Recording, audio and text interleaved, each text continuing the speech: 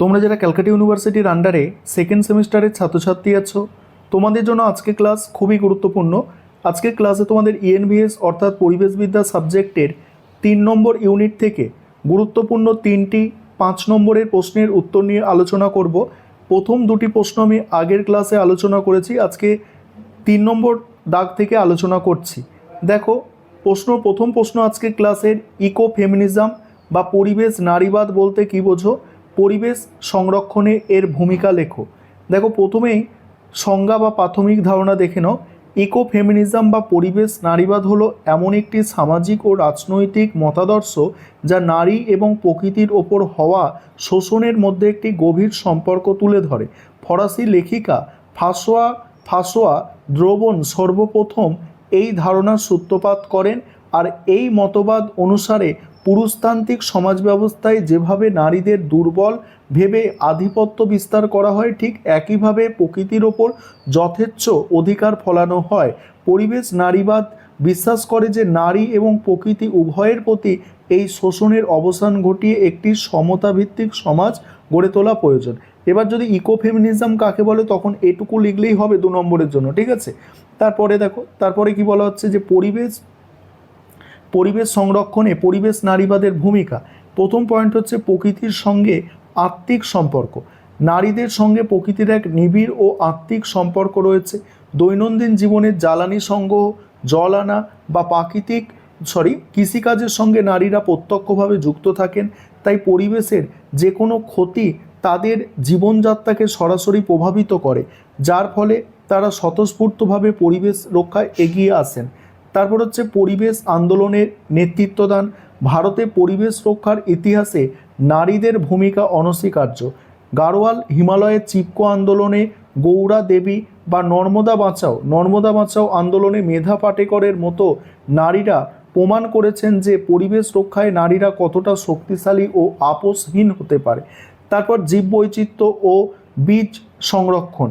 প্রাচীনকাল থেকে নারীরা কৃষিকাজ এবং বাড়ির আশেপাশে গাছপালা প্রতিপালনের মাধ্যমে দেশীয় বীজ এবং জীববৈচিত্র্য সংরক্ষণে প্রধান ভূমিকা পালন করে আসছে।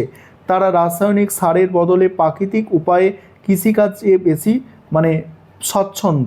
তারপর হচ্ছে সুস্থায়ী উন্নয়ন।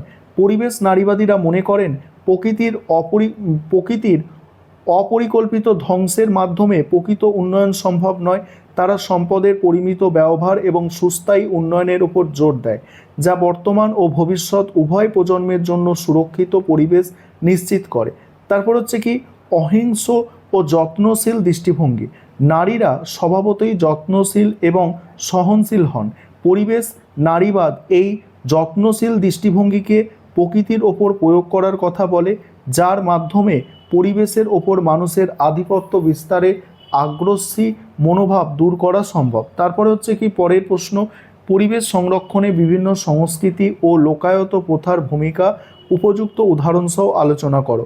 এই প্রশ্নের উত্তর নিয়ে আলোচনা করব। তার আগে যে বিষয়টা তোমাদের বলার আছে, তোমাদের জন্য অনলাইন কোচিং ক্লাস চলছে। তোমরা যদি কেউ পেড ব্যাচে অ্যাডমিশন নিতে ইচ্ছুক থাকো বা আমাদের থেকে পিডিএফ নোটস কিনতে চাও, তাহলে তোমরা স্ক্রিনে দেওয়া নম্বরে যোগাযোগ করতে পারো। দেখো, এখানে সংজ্ঞা বা পটভূমি। প্রাচীনকাল থেকেই মানুষের দৈনন্দিন জীবন, বিশ্বাস, ধর্ম এবং সংস্কৃতির সঙ্গে প্রকৃতির গভীরভাবে জড়িয়ে আছে।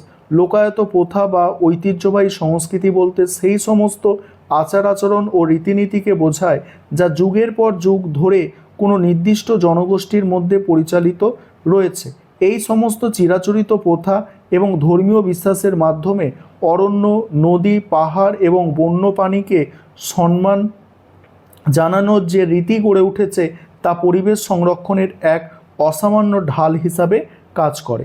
এবার হচ্ছে পরিবেশ সংরক্ষণে সংস্কৃতি ও লোকায়ত প্রথার ভূমিকা। সেখানে কি বলা হচ্ছে দেখো, প্রথম পয়েন্ট হচ্ছে পবিত্র বনভূমি সংরক্ষণ।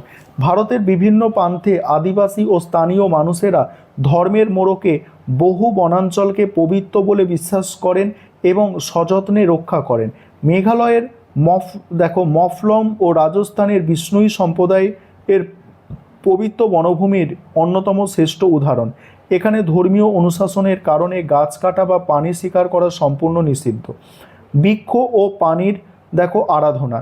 হিন্দু ধর্ম এবং অন্যান্য অনেক লোকায়ত সংস্কৃতিতে বট, অশ্বত্থ, তুলসী, নিম গাছকে দেবতা জ্ঞানে পুজো করা হয়। একইভাবে হাতি, বাঘ, সাপ বা গরুর মতো প্রাণীদেরও দেবদেবীর বাহন হিসাবে শ্রদ্ধা করা হয়। এই পবিত্র বিশ্বাস পরোক্ষভাবে এই সমস্ত উদ্ভিদ ও প্রাণীর সংরক্ষণে বিরাট ভূমিকা পালন করে। তারপরে উৎসব ও প্রকৃতির বন্দনা। ভারতের কৃষিভিত্তিক সমাজে এমন অনেক লোকজ উৎসব রয়েছে যা সরাসরি প্রকৃতির বন্দনার সঙ্গে যুক্ত। নবান্ন, করম পরব বা টুসু উৎসবের মতো অনুষ্ঠানগুলি মানুষ নতুন ফসল, মাটি এবং জলের প্রতি কৃতজ্ঞতা প্রকাশ করে এবং এর ফলে প্রকৃতির প্রতি মানুষের শ্রদ্ধাবোধ গভীরভাবে বৃদ্ধি পায়। তারপর হচ্ছে প্রথাগত কৃষিকাজ ও জীববৈচিত্র্য রক্ষা। স্থানীয় কৃষকেরা তাদের চিরাচরিত প্রথা অনুযায়ী বহু প্রাচীনকাল থেকেই মিশ্র চাষ বা জৈব পদ্ধতিতে কৃষিকাজ করে আসছেন। এর ফলে মাটির উর্বরতা বজায় থাকে এবং ক্ষতিকারক রাসায়নিকের ব্যবহার ছাড়াই পরিবেশ সুরক্ষিত থাকে। তারপর হচ্ছে জল সম্পদ সংরক্ষণ। প্রাচীন ভারতীয় সংস্কৃতিতে নদীকে মাতৃরূপে পূজা করার চল রয়েছে। গঙ্গা, যমুনা বা নর্মদার মতো নদীগুলিকে পবিত্র জ্ঞানে সম্মান জানানো হয়।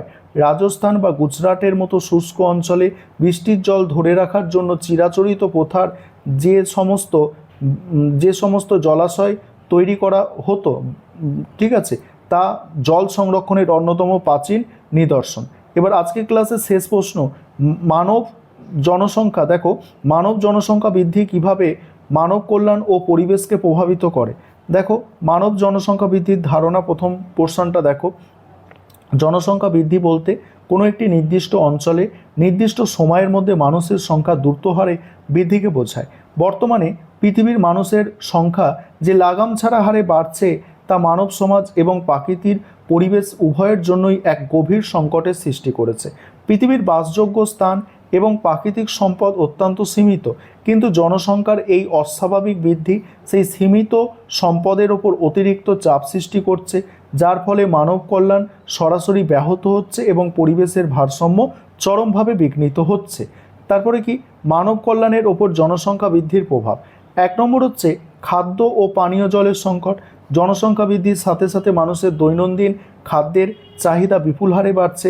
অতিরিক্ত মানুষের মুখে খাবার তুলে দিতে গিয়ে কৃষি জমির ওপরে মারাত্মক চাপ বাড়ছে এবং পানীয় জলের তীব্র হাহাকার দেখা দিচ্ছে। তারপর দারিদ্র্য ও বেকারত্ব বৃদ্ধি। সীমিত কর্মসংস্থানের সুযোগের তুলনায় মানুষের সংখ্যা অনেক বেশি হওয়ায় সমাজে বেকারত্বের হার ভয়াবহভাবে বৃদ্ধি পাচ্ছে। এর ফলে সাধারণ মানুষের জীবনযাত্রার মান ক্রমশ নিম্নমুখী হচ্ছে এবং সমাজে দারিদ্র্য ও অপরাধমূলক কাজ বাড়ছে।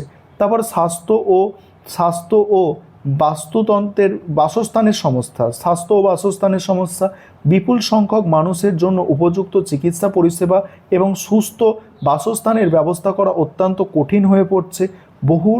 জনবহুল এলাকাগুলিতে ঘিঞ্জি পরিবেশের কারণে খুব সহজেই বিভিন্ন সংক্রামক ব্যাধি ছড়িয়ে পড়ছে এবং জনস্বাস্থ্য হুমকির মুখে পড়ছে। তারপর হচ্ছে পরিবেশের ওপর জনসংখ্যা বৃদ্ধির প্রভাব। এখানে এই পয়েন্টটা কী ছিল? মানব কল্যাণের ওপর জনসংখ্যা বৃদ্ধির প্রভাব। এটা হচ্ছে পরিবেশের ওপর বনভূমি ধ্বংস, বাসস্থানের অভাব। ক্রমবর্ধমান মানুষের বসবাসের জন্য ঘরবাড়ি, রাস্তাঘাট এবং শিল্প কারখানা নির্মাণের উদ্দেশ্যে নির্বিচারে বনভূমি ধ্বংস করা হচ্ছে। এর ফলে বন্যপ্রাণীরা তাদের প্রাকৃতিক বাসস্থান হারাচ্ছে এবং জীববৈচিত্র্য নষ্ট হচ্ছে। তারপর প্রাকৃতিক সম্পদের দ্রুত অবক্ষয়। মানুষের বিপুল চাহিদা মেটাতে কয়লা, খনিজ তেল এবং প্রাকৃতিক গ্যাসের মতো জীবাশ্ম জ্বালানির ব্যবহার বহুগুণ বৃদ্ধি পেয়েছে। অতিরিক্ত ব্যবহারের ফলে ভবিষ্যতের জন্য সংরক্ষিত এই অমূল্য প্রাকৃতিক সম্পদগুলি খুব দ্রুত নিঃশেষিত হচ্ছে। তারপর হচ্ছে মাত্রাতিরিক্ত পরিবেশ দূষণ। শিল্প কারখানা এবং যানবাহনের সংখ্যা বৃদ্ধির ফলে বায়ুতে কার্বন ডাই অক্সাইড এবং অন্যান্য ক্ষতিকারক গ্যাসের মাত্রা মারাত্মকভাবে বাড়ছে। এছাড়া নদী ও জলাশয়গুলিতে অতিরিক্ত বর্জ্য পদার্থ মেশার ফলে জল দূষণ ভয়াবহ আকার ধারণ করছে। তারপর বিশ্ব উষ্ণায়ন ও জলবায়ুর পরিবর্তন। লাগাম ছাড়া দূষণ এবং নির্বিচারে গাছ কাটার ফলে পৃথিবীর গড় তাপমাত্রা ক্রমশ বৃদ্ধি পাচ্ছে। এর প্রভাবে মেরু অঞ্চলের বরফ গলে যাচ্ছে এবং আবহাওয়ার চরম পরিবর্তন দেখা দিচ্ছে, যা সমগ্র জীবজগতের অস্তিত্বের জন্য একটি বিরাট অশনি সংকেত। এই হচ্ছে তোমাদের আজকের ক্লাস।